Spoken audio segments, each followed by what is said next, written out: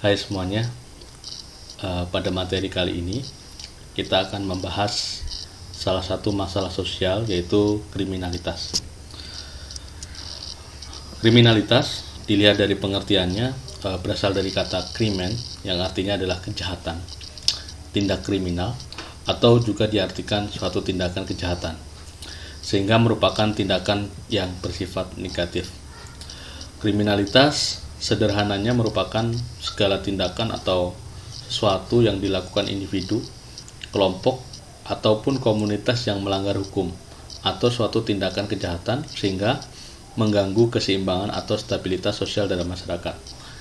Nah, dari pengertian kriminalitas ini, kata kuncinya adalah bahwa kriminalitas itu adalah tindakan yang melanggar hukum.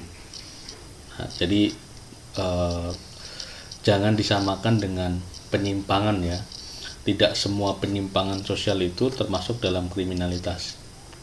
Tapi kriminalitas pasti bagian dari penyimpangan. Nah, ilmu yang mempelajari tentang kriminalitas ini adalah kriminologi. Nah, kriminologi biasanya membahas secara detail mulai dari teori, faktor penyebab, motif, dampak, dan lain sebagainya terkait dengan kriminalitas. Nah, pengertian selanjutnya menurut beberapa ahli, menurut Susilo misalnya, beliau mendefinisikan kriminalitas merupakan suatu perbuatan yang merugikan para korban juga masyarakat karena fenomena ini menghilangkan ketentraman dan ketertiban. Kartono menjelaskan bahwa kriminalitas segala aktivitas yang dilawan atau tidak disetujui oleh masyarakat karena melanggar aturan agama, sosial, dan hukum, juga merugikan secara psikologis maupun ekonomis.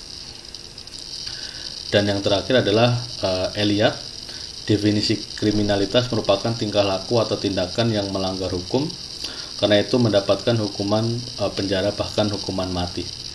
Jadi kesimpulannya kalau kita lihat dari tiga pengertian menurut ahli ini, kriminalitas itu suatu tindakan yang tentu saja tidak disetujui oleh masyarakat, lalu dia juga melanggar aturan, baik itu aturan agama, sosial, maupun hukum. Kriminalitas juga merugikan para korbannya, cenderung untuk mengganggu ketentraman atau ketertiban, dan dampaknya kriminalitas ini memang harus dihukum ya, baik itu hukuman penjara, hukuman sosial, bahkan yang terberat adalah hukuman mati. Nah, ini adalah 5 jenis kriminalitas. Nah, ini biasanya materi yang paling pokok ini ya, harus dipahami benar-benar 5 jenis kriminalitas ini, mulai dari kriminalitas tanpa korban atau kejahatan tanpa korban, kejahatan terorganisir, kejahatan kerah putih, kejahatan kerah biru, dan kejahatan korporasi. Singkat saja, kejahatan tanpa korban atau crimes without victim adalah suatu tindakan atau perilaku yang dilarang oleh hukum namun yang tidak langsung merugikan orang lain. Jadi sederhananya, perilaku kejahatan ini secara tidak langsung itu tidak merugikan orang lain ya, tetapi yang dirugikan adalah pelakunya sendiri. Tuh, sebagai contoh misalnya orang yang mengkonsumsi narkoba. Nah, tindakan mengkonsumsi narkoba itu kan termasuk kejahatan ya. Makanya dalam undang-undang kita itu dikenai sanksi pidana. Nah, yang dirugikan kan sebenarnya dirinya sendiri. Nah, itu termasuk kriminalitas tanpa korban. Atau misalnya lagi mabuk-mabukan, itu juga bagian dari kejahatan tanpa korban, walaupun mabuk itu kan sangat subjektif ya, ada yang menganggap itu kejahatan, ada yang tidak gitu. Bunuh diri misalnya, nah bunuh diri juga bagian dari kejahatan tanpa korban. Yang dimaksud tanpa korban ini adalah dia tidak merugikan orang lain secara langsung, tetapi yang dirugikan adalah dirinya sendiri. Itu ini seringkali keluar dalam soal-soal SIMAK atau SBM ini ya. Lalu yang kedua, kejahatan terorganisir. Kejahatan terorganisir ini dilakukan secara terencana, dia sistematis, lalu dia juga biasanya banyak pihak, lalu kejahatan ini sangat tersusun rapi ya. Misalnya saja kejahatan terorganisir kita lihat sebagai misalnya kejahatan tentang perdagangan manusia atau penyelundupan barang-barang ilegal misalnya, atau kejahatan transaksi narkoba internasional. Nah, itu bagian dari kejahatan terorganisir karena memang pembagian kerja antara pihak-pihak yang terlibat ini sangat jelas gitu, dan pastinya terencana serta sistematis antara pihak satu dengan pihak yang lain. Yang ketiga, kejahatan kerah putih. Kerah putih atau white collar crime. Kejahatan ini dilakukan oleh orang-orang yang memiliki kedudukan penting, memiliki kekuasaan. Biasanya tidak semua orang dapat melakukan kejahatan ini. Contohnya adalah korupsi, penggelapan pajak misalnya, manipulasi anggaran, atau juga termasuk kong kali kong, suap, gratifikasi. Ini kan hanya orang-orang yang punya jabatan atau kekuasaan ya yang bisa mengakses kejahatan itu. Makanya disebut sebagai kejahatan kerah putih, atau dilakukan orang-orang yang memang punya kedudukan, punya kekuasaan, biasanya dalam pemerintahan atau swasta.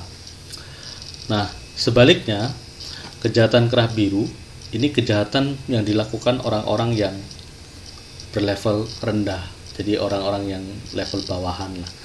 Tuh, sebagai contoh misalnya tindakan kriminalitas pencurian, curanmor gitu ya, atau curas, pencurian dengan kekerasan, atau juga termasuk begal misalnya. Nah, itu pasti orang-orang yang melakukannya adalah orang-orang yang berlevel rendah, karena sangat tidak mungkin orang-orang yang punya kekuasaan terus dia mencuri sepeda motor misalnya. Itu sangat jarang dan bahkan saya kira tidak ada gitu ya. Nah, kejahatan kerah biru ini memang yang paling banyak ditemukan, dan sebenarnya kalau kita lihat dampaknya lebih parah kejahatan kerah putih ya, karena kalau korupsi itu yang dirugikan tidak hanya 1-2 orang tapi banyak orang. Tapi kalau kejahatan kerah biru ini memang dia merugikan beberapa orang, dan pelakunya adalah orang-orang yang mohon maaf yang dia levelnya rendah, pendidikannya kurang, dia cenderung miskin, seperti itu. Terakhir, kejahatan korporasi. Ini intinya adalah kejahatan yang dilakukan oleh korporasi, badan-badan usaha. Bisa kejahatan korporasi terhadap masyarakat, atau kejahatan korporasi terhadap karyawannya misalnya. Sebagai contoh, kebakaran hutan yang kita tahu terjadi setiap tahun di Kalimantan atau di Sumatera. Banyak penelitian menyebutkan bahwa itu tidak kebakaran, tetapi pembakaran untuk pembukaan lahan. Nah, efek dari pembukaan lahan dengan cara membakar ini nanti dia bisa menyebabkan kabut asap sehingga membahayakan kesehatan bagi orang-orang yang terdampak. Nah, tentu ini kejahatan korporasi karena tidak hanya dilakukan oleh seseorang, tetapi ini badan usaha yang memang formal. Tuh, misalnya hutannya dibuka untuk perkebunan sawit misalnya, atau pabrik-pabrik yang membuang limbahnya di sungai sehingga mencemari lingkungan, akhirnya ekosistem di sungai terganggu. Ini juga termasuk kejahatan korporasi. Atau perusahaan-perusahaan yang dia itu istilahnya melakukan kecurangan terhadap produksi, misalnya produksi makanan tetapi makanannya menggunakan boraks, atau dia tidak halal misalnya, tapi tidak memberitahu kepada konsumennya. Itu juga bagian dari kejahatan korporasi ya. Jadi dilakukan korporasi terhadap masyarakat atau membahayakan terhadap masyarakat. Nah, ini mengenai jenis-jenis kriminalitas atau kejahatan. Nah, selanjutnya mengenai contoh-contohnya, Saya kira semuanya sudah tahu ya contoh-contoh kriminalitas, tapi saya akan menjelaskan secara sekilas saja. Perampokan, semua sudah tahu bahwa perampokan merupakan salah satu bagian dari kriminalitas. Pembunuhan, penipuan sekarang ini karena perkembangan teknologi sudah banyak juga penipuan secara daring ya. Tawuran pelajar, ini juga termasuk kriminalitas, apalagi kalau dia menyebabkan kerugian baik fisik ataupun non fisik, kematian atau kerugian harta benda, pengerusakan, itu juga termasuk kriminalitas. Nah, akibat dari kriminalitas ini ada banyak sekali di masyarakat, dan kita semua sepakat bahwa kriminalitas pasti dampaknya buruk gitu. Seperti contohnya adalah kriminalitas dapat mengakibatkan ketidakstabilan dalam masyarakat ya, karena kalau ini terjadi secara terus-menerus tentu ketidakstabilan, sikap was-was, merasa tidak nyaman gitu ya, karena takut, keamanan terganggu, menimbulkan perpecahan, hilangnya rasa saling percaya, merugikan masyarakat, merugikan negara, kerugian yang dialami pihak lain baik materi ataupun non materi. Saya kira semua ini sangat jelas ya mengenai akibat dari kriminalitas. Nah, kita bicara tentang faktor penyebabnya. Ada banyak sekali ya faktor penyebab dari kriminalitas, karena setiap perilaku kriminalitas itu motifnya sangat beragam. Misalnya yang pertama di sini adalah kesenjangan sosial. Jadi ada kesenjangan sosial yang tinggi antara yang kaya dengan yang miskin misalnya, sehingga membuat ada kecemburuan. Banyak hal yang mendasari kriminalitas disebabkan oleh kesenjangan sosial. Norma sosial, pengangguran yang tinggi. Nah, pengangguran yang tinggi juga termasuk juga ya. Dendam pribadi, nah ini yang juga banyak. Asimilasi budaya. Asimilasi itu dia percampuran budaya satu dengan budaya yang lain, tetapi dia menghilangkan unsur budaya yang lama. Nah, ini juga kalau kita selidiki banyak